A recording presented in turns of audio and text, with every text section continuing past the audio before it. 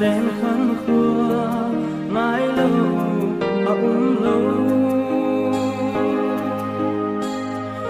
lùi ghé la lùi hờ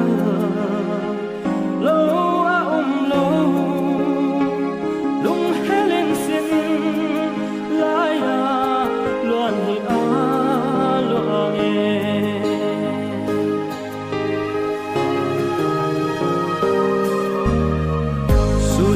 tu min mùi hoa hình gì là lắng nghe xem nào bằng mi lại dàn của gió in mãi mình có xin thấy lâu tay khúc và đông những dòng chân hàng hình